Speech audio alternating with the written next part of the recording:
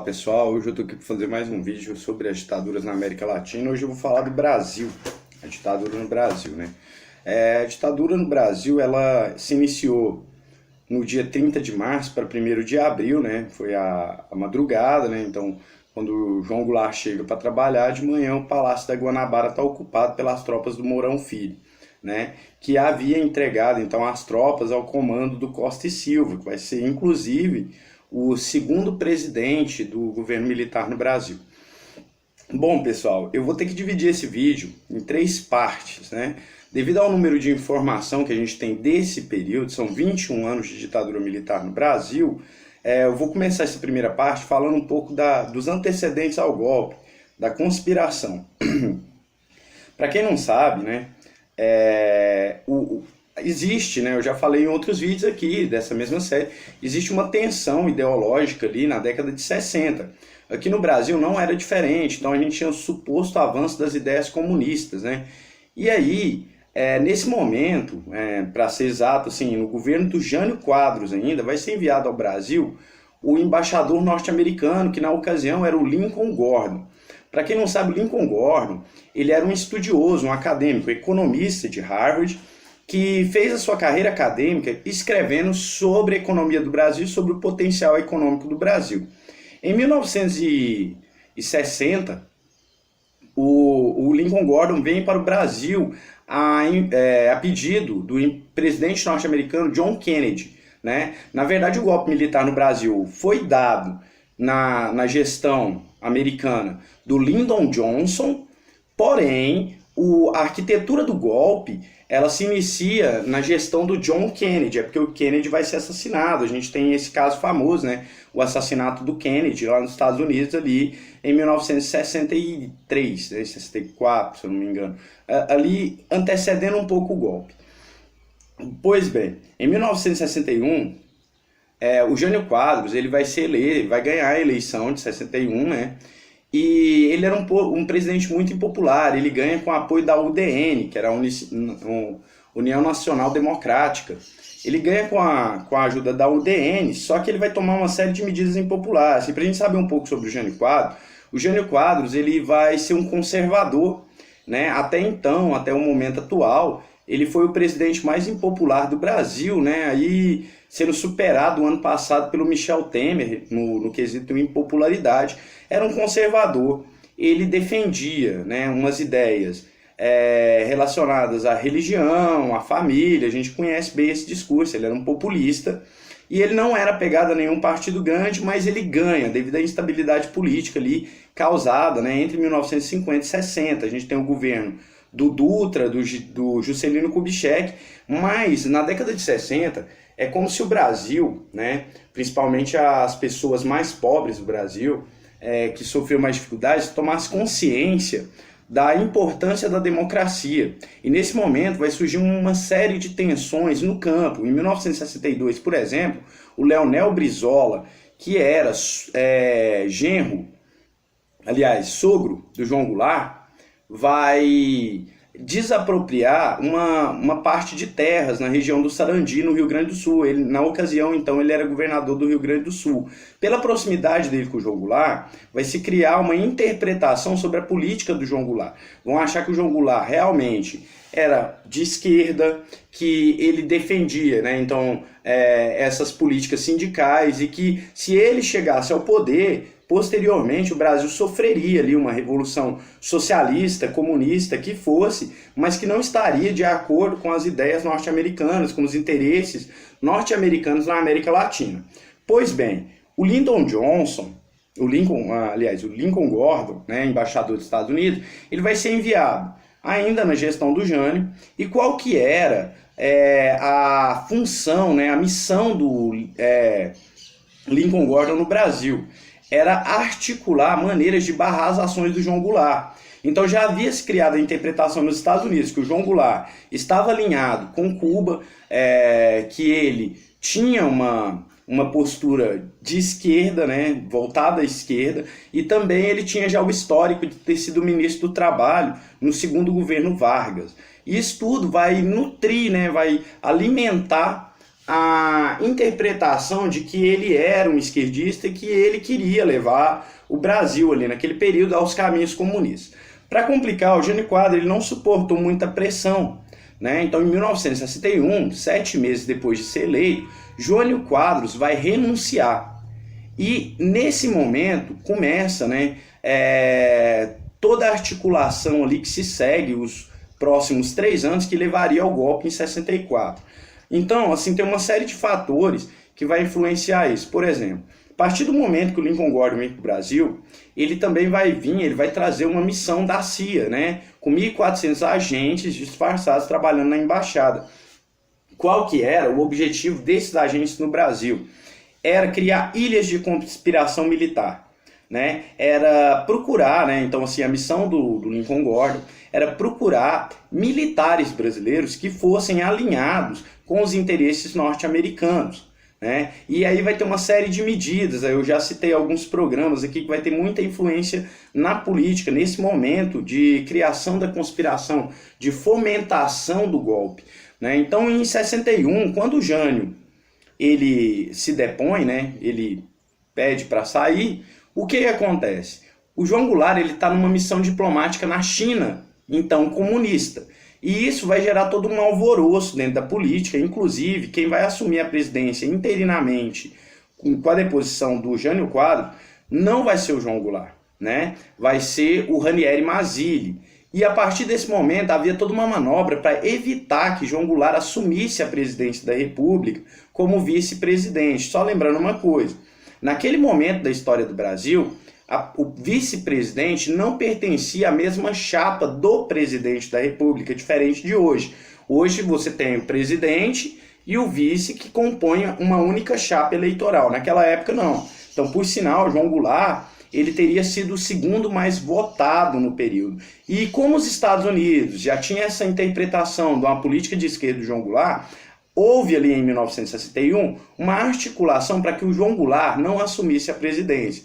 Mesmo assim, o João Goulart, como eu já havia falado antes, ele é genro do Leonel Brizola, que era governador do Rio Grande do Sul. Então ele vai vir, né, ele vai vir de viagem da China, entrar pelo Uruguai, e na fronteira entre Uruguai e Rio Grande do Sul, o Leonel Brizola vai articular para que ele possa entrar no Brasil e então ser empossado presidente da República.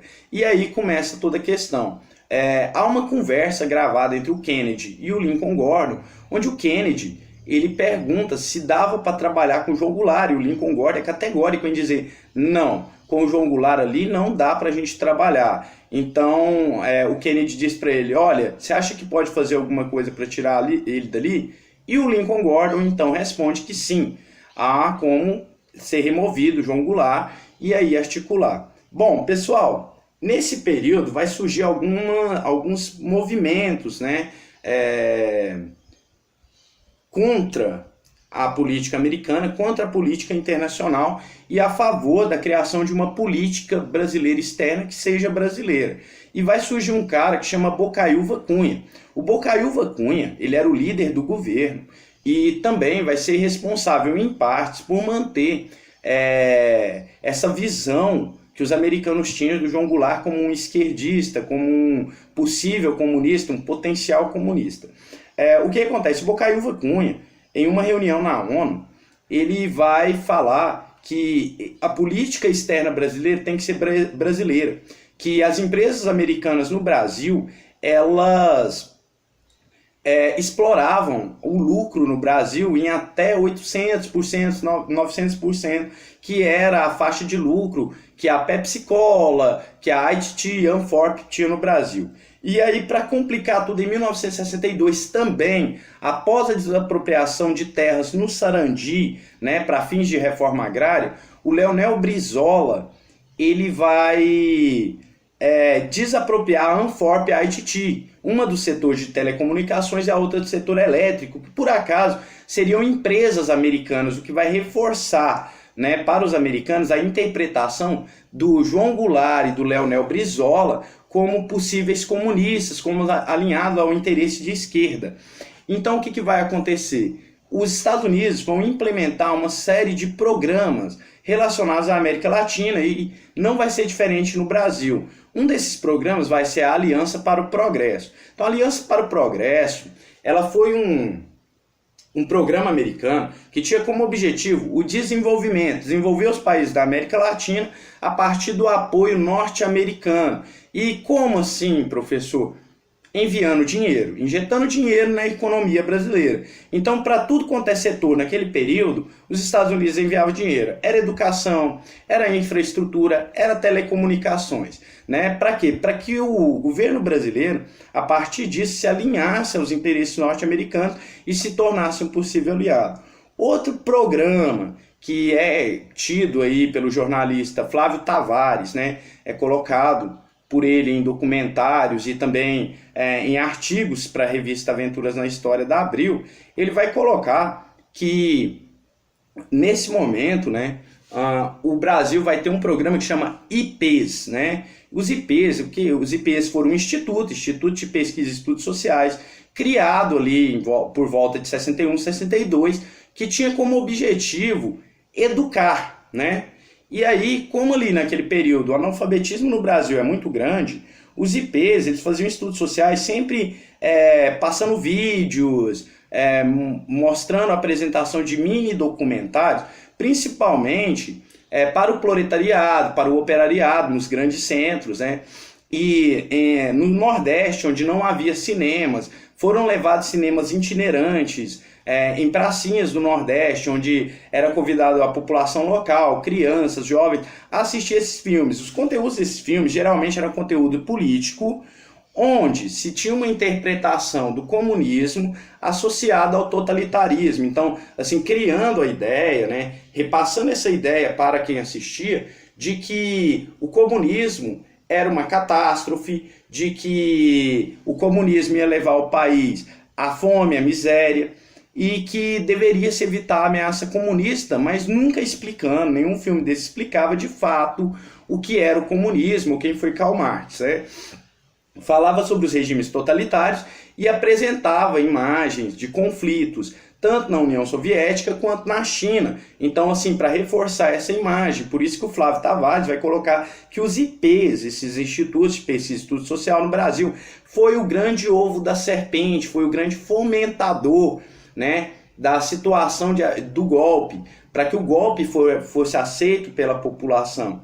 Então, o que a gente vai ter nesse período? A gente vai ter toda uma política. E nesse meio tempo, o próprio Lincoln Gordon vai procurar militares, né, brasileiros que seriam aliados aí à política norte-americana. Um deles, o mais proeminente, né, vai ser o Humberto Castelo Branco. Então, Humberto Castelo Branco, ele vai ser cotado ali, inclusive vai ser empossado como o presidente interino após o golpe em 1964, porque ele tinha um grande poder de influência dentro dos círculos militares brasileiros e, além disso, ele estava alinhado diretamente com os interesses norte-americanos. Para vocês terem uma ideia, o Humberto Castelo Branco, além do Lincoln Gordon, ele recebia também frequentemente em sua casa um cara que chama Vernon Walters. Para quem não sabe, o Vernon Walters era um militar, né? Um estrategista militar, um general, que ele atuou tanto na Segunda Guerra Mundial quanto na Guerra do Vietnã. E ele fez amizade com Humberto Castelo Branco. Ele tinha conversas secretas, né? Conversas com conteúdo do Estado e que eram relatadas diretamente ao Washington, tendo uma linha direta aberta para Washington. Eu já falei disso em outro vídeo, Operação Condor, né? Então, a Operação Condor, ela promovia uma linha aberta entre os países da América Latina e o governo norte-americano. O Vernon Walters ele vai ser responsável por articular, principalmente com Humberto Castelo Branco, as ilhas de conspiração militar, ver aqueles que não eram pró-Goulart e, de certa forma, recrutá-los e organizá-los. Isso tudo ainda em 1962. E aí, o grande marco dessa luta ideológica vai acontecer em 1964. Na verdade, no início de 64, a gente vai ter um comício que marca, né? Aliás, são dois eventos que vão marcar essa disputa ideológica, essa polarização. né, para relembrar, nesse período, o Partido Comunista ainda está na ilegalidade, desde a época Vargas, né? Existia o Partido Comunista, eu falei aqui sobre o Marighella, que ele pertencia ao Partido Comunista, mas ele não era legalizado, ele não estava na legalidade, o que impedia, então, de certa forma, a atuação do Partido Comunista. E em 1964 tem um comício que marca isso, que é o comício na Central do Brasil, a Estação Central do Brasil no Rio de Janeiro.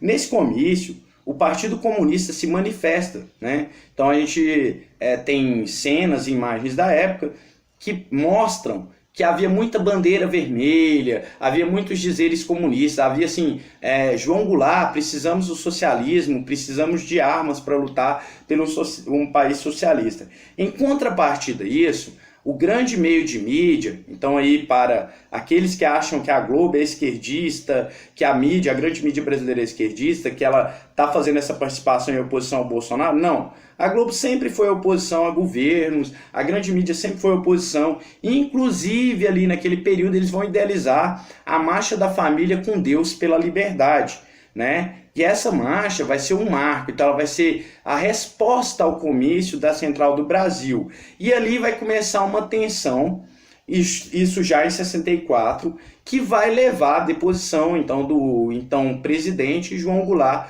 no dia 1º de abril de 1964. Pessoal, esse vídeo, como eu falei, é muita informação sobre a ditadura no Brasil, é a ditadura na América Latina que a gente tem mais informação, porque a gente é brasileiro, né? Até onde eu lembro.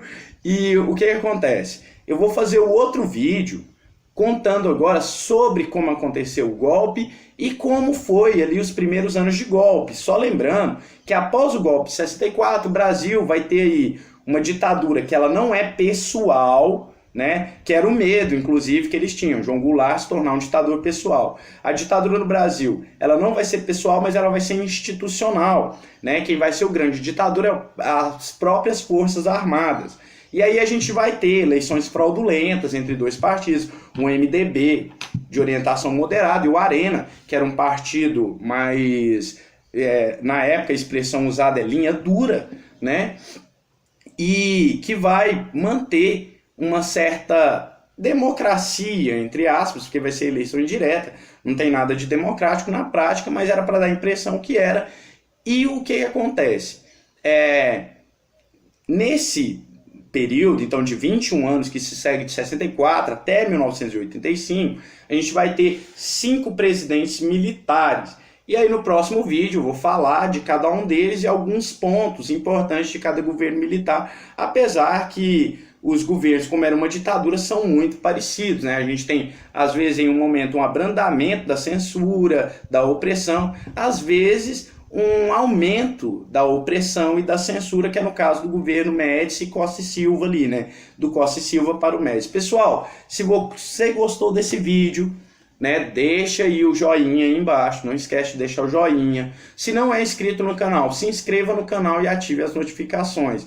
Tá, pessoal? Esse foi o vídeo de hoje, iniciando aí sobre a ditadura militar no Brasil, falando um pouco de como vai surgir essa conspiração e que os Estados Unidos teve uma participação muito importante nessa conspiração, até porque era de interesse ali no período que a gente está no auge da Guerra Fria, tá?